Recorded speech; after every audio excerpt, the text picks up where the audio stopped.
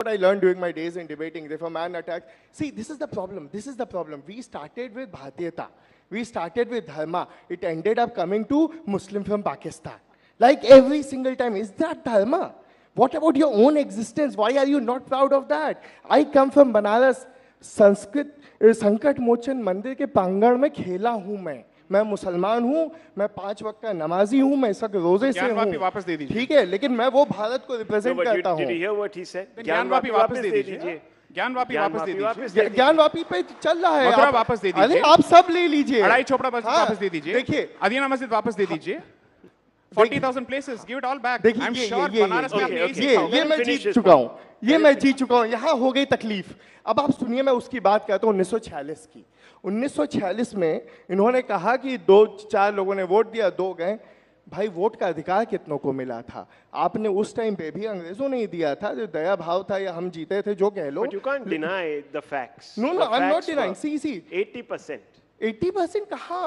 I'm denying this. It's not 80%. 86. आपने 100 लोगों में, 100 लोग की जनसंख्या में से 10 को दिया वोट का अधिकार। वो 10 थे जमींदार जिनको मिला, जिनको कहते हैं कि अलीगढ़ के बच्चों की लौंडों की बदतमीजी है Pakistan.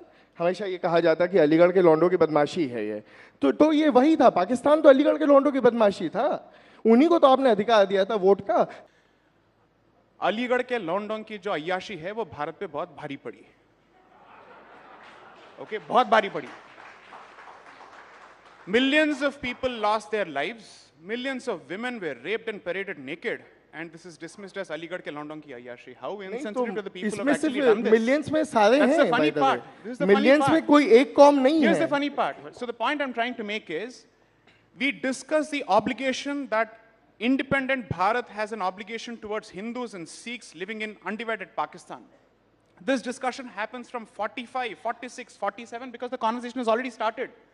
After the Lahore resolution and Karachi resolution, it's absolutely clear that Pakistan has become a reality. So then on, the questions start getting addressed.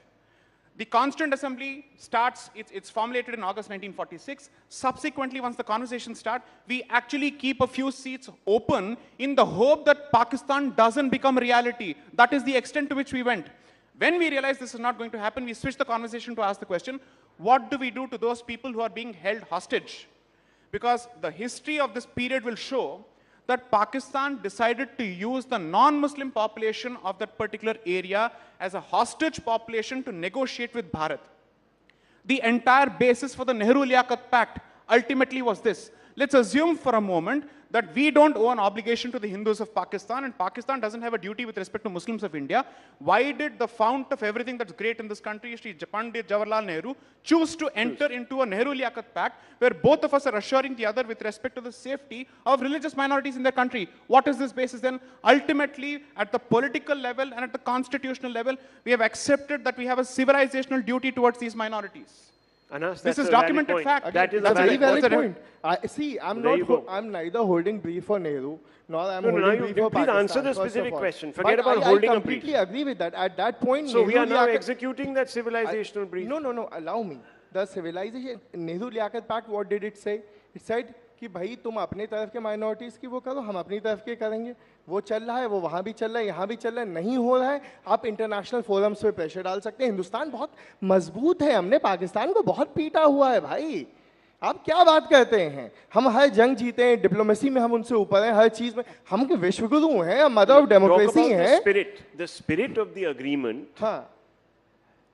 gave both the countries a say in the welfare of the religious minorities across each other's borders. Because of our history. Unfortunately, in Pakistan, they broke that contract, that agreement.